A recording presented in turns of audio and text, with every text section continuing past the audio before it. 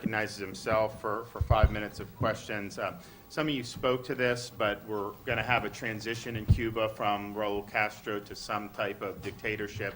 I got two questions. One, the Obama administration policy empowering the regime, does that make it more likely or less likely that that's a smooth transition? And two, what can we do to take advantage of that inflection point by having policies that empower the Cuban people? Dr. Suchlik, Okay, you want to start? let me answer the last question. The first thing the United States can do is not recognize the succession, not provide diplomatic recognition, not provide popular or public or diplomatic recognition.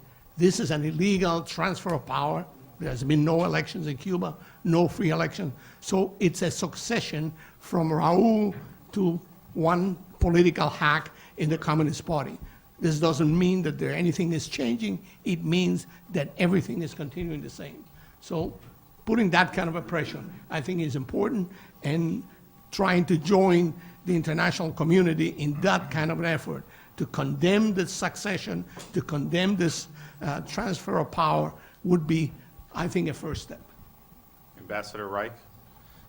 I agree. And in fact, what I mentioned is some of the things that the U.S. should demand from a Cuban government, whether the current one or a future one, in exchange for recognition, are those things that would make the possibility of democracy and prosperity return to the island, which is the opposite, unfortunately, of what the Obama administration did.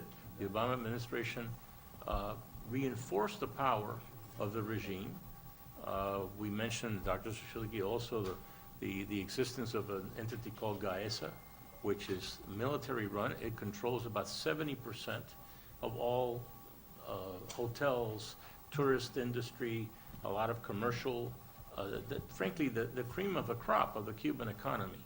And it's run by Raul Castro's son-in-law. It is that entity that benefited above all others. I think that any U.S. government, from the Obama opening, any U.S. government should demand that organizations such as that be privatized, as in fact happened in the Eastern Bloc after the fall of the Soviet Union. This is not something that the United States has to invent. We should simply say, okay, this was a communist country for 60 years. It's been 59, so 59 whenever it ends. And it should follow the example of the Eastern European countries that had peaceful transitions, but to democracy, by and large. Not all of them, certainly not. Russia has not had a complete transition to democracy by any means, or to transparency. And that's why you have in Russia today so much corruption. And I think that that's what we have to try to avoid in Cuba. Great. Ms. Quintana, some people who may not necessarily like the Castro regime will say, well, you know, look, what Obama's trying to do, we might as well, if we just do more business, that'll end up helping the Cuban people, so why not just do it? Can you explain, if someone's doing business in Cuba, the extent to which that actually helps Cuban people versus the Cuban government? Well, in fact, it actually helps the Cuban government repress the Cuban people because it provides them with hard currency. It's something that they are in very much need of. I mean, look at the situation that Venezuela is in, right? Cuba has only ever, the Castro regime rather, has only ever survived off of a foreign benefactor. When the Soviet Union fell, we obviously saw the period of economic weakening that Cuba went through, and then Venezuela swooped in and filled that gap. Now that Venezuela is declining, right, their economic output is declining, the United States has a significant amount of leverage here, right? We really can actually do something. And I think kind of to follow up on your first question on what can be done to take advantage of this period of continuity in Cuba, of this leadership change, I think members of Congress should really be working with the White House to find suitable leadership positions within for Western Hemisphere affairs at the State Department and at the U.S. Agency for International Development. We're a year in and there still is not leadership in either one of the respective agencies. And I think they need to find leadership that echo the president's vision for the region and can effectively implement his policies. We saw what happened with the Cuba policy, how there was many things the White House could have wanted to have seen done, and we've now seen the slow rollout of the implementation as well, right? The new changing policy was announced in June. We're in January now, and things have been slow to trickle out. Let me, if I may, Let me just add- ask you, I want to Sure. ask you something else. I'm with limited time.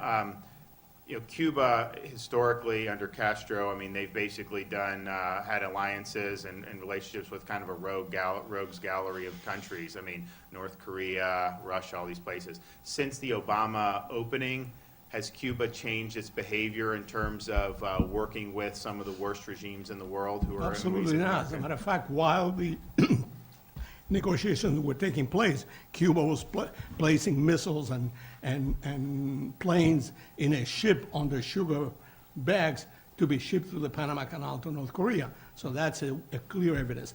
Let me just add that the first item of income in the Cuban economy is physicians abroad. That is more important than anything else.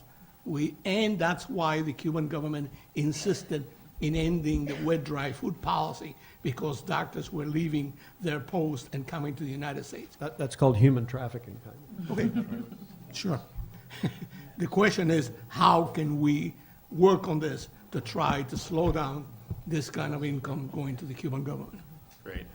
Dr. Garcia, it was a great presentation. So you're dealing with the State Department, and you are being treated poorly. They're not responsive to your concerns. Is that because of kind of the permanent bureaucracy in the State Department, or is it because of the political people that President Trump's put in?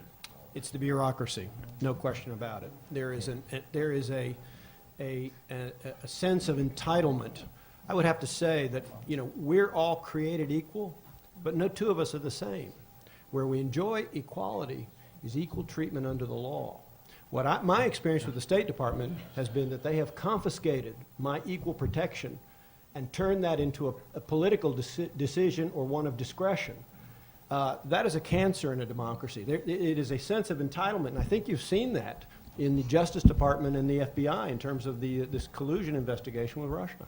Now, some of the business groups who say, "Oh, we just need to do business with Cuba," they're actually going in and maybe using your stolen port. So, in terms of expanding economic opportunity, having a good economic growth, if you're violating property rights in the process of that, I mean, people may be making some short-term profits, but that's not something that's actually good for an economy, is it? It can most generously be described as crony capitalism. The companies that are in Cuba today with deals with the Cubans, truthfully, they want to keep it that way.